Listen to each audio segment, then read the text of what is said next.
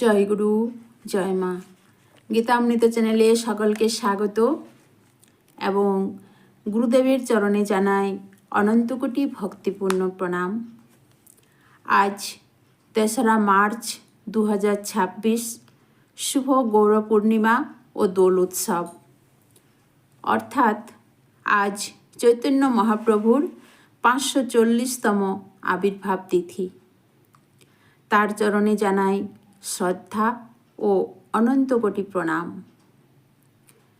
যিনি হরিনাম সংকীর্তনের মাধ্যমে প্রেম ভক্তির প্রচার করেছিলেন, তাই এই দিন শুধু পূর্ণিমা নয়, এদিন ভক্তির নবজাগরণের সূচনা।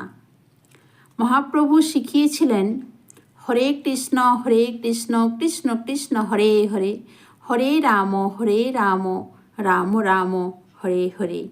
এই মহামন্ত্রই কলিযুগে মুক্তির সহজ পথ।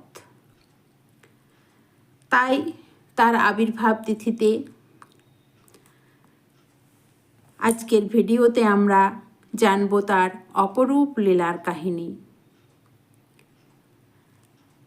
তো একবারের ঘটনা, যখন প্রভু নীলাচলে শ্রী জগন্নাথ পুরীধামে বাস করছিলেন, প্রতিদিনের মতো সেদিনও তিনি ভক্তদের সঙ্গে হরিনাম সংকীর্তনে নিমগ্ন ছিলেন।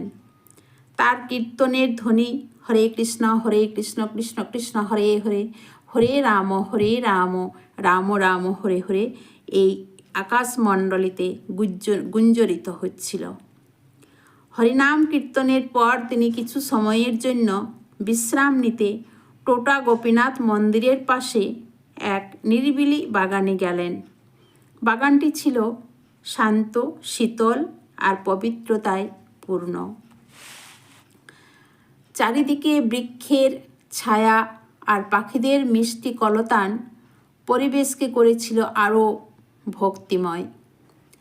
সেই সময় হঠাৎ মহাপ্রভুর দৃষ্টি গেল একটি ছোট্ট পাখির দিকে। সে ছিল একেবারে নিরীহ, কোমল এবং একাগ্রচিত্তে মহাপ্রভুর দিকে তাকিয়েছিল। তার চোখে অশ্রু যেন হৃদয় নিগড়ে ভক্তি প্রকাশ করছিল। সে পাখিটি কোনো ভয় কিংবা চঞ্চলতা ছাড়াই একাগ্রভাবে প্রভুকে দর্শন করছিল। মনে হচ্ছিল সে যেন চিরকাল ধরে এই মিলনের অপেক্ষায় ছিল। চৈতন্য মহাপ্রভু বিস্মিত হয়ে বললেন, তুমি এখানে কোথা থেকে এলে? তুমি কি আমার কীর্তনের ধ্বনি শুনে এসেছ? পাখিটি তখন ছোট্ট ঠোঁটে অদ্ভুত অথচ আশ্চর্য মধুর সুরে গৌরাঙ্গ গৌরাঙ্গ বলতে লাগলো, যেন সে অনর্গল চৈতন্য নাম জপ করছে। ভক্তগণ এই দৃশ্য দেখে বিমোহিত হয়ে পড়লেন। মহাপ্রভুর চোখ ভরে উঠল অশ্রুতে। তিনি ধীরে ধীরে পাখিটির কাছে গেলেন, তার ছোট্ট মাথায় হাত রাখলেন এবং বললেন, তুমি সত্যিকারের ভাগ্যবান। তোমার হৃদয়ে যে ভক্তি জন্মেছে তা বহু মনুষ্য জন্মেও লাভ করা যায় না। আমি তোমাকে আশীর্বাদ করি, পরবর্তী জন্মে তুমি মানব জন্ম লাভ করবে আর জন্মলগ্ন থেকেই তুমি কৃষ্ণ প্রেমে পরিপূর্ণ থাকবে।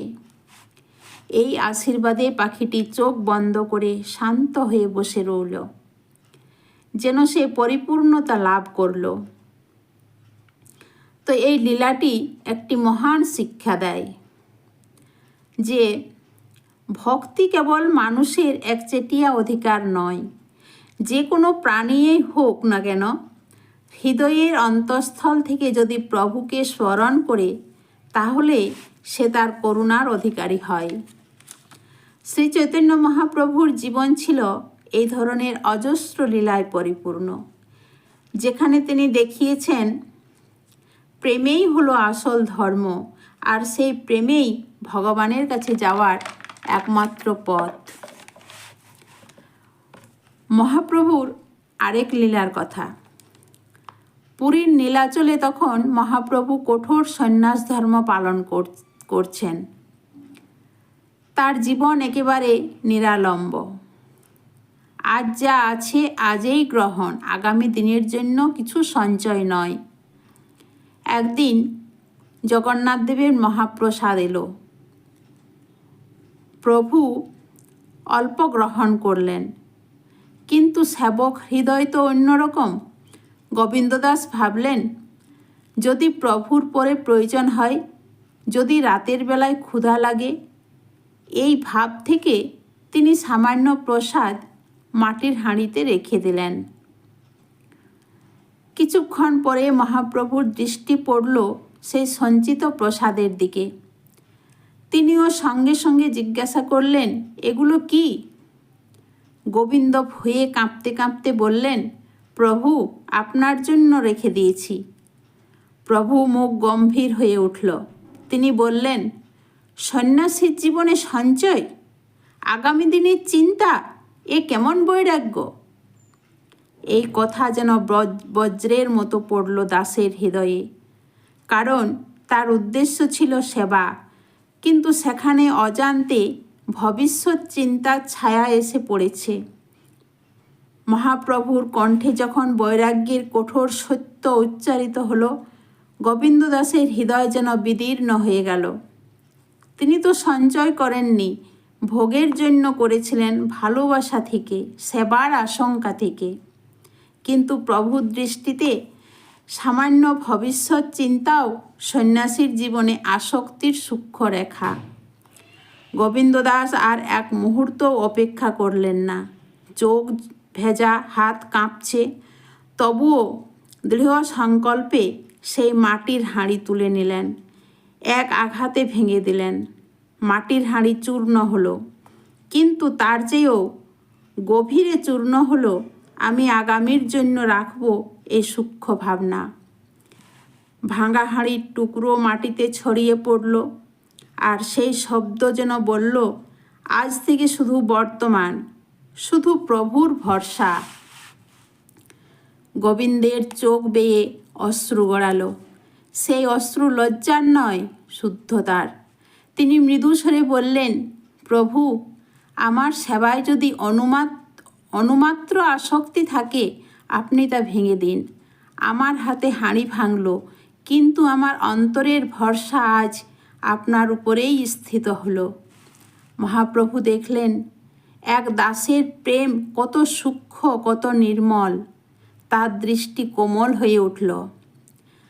গোবিন্দ নতমস্তকে দাঁড়িয়ে, ভাঙা হাঁড়ির টুকরো ছড়িয়ে আছে মাটিতে, আর তার অন্তর সম্পূর্ণ শূন্য। সে আর কিছু চায় না, না প্রশংসা, না সান্ত্বনা, শুধু চায় প্রভু সন্তুষ্ট হন। মহাপ্রভু ধীরে ধীরে বললেন, গোবিন্দ, আজ তোমার সেবা শুদ্ধ হলো।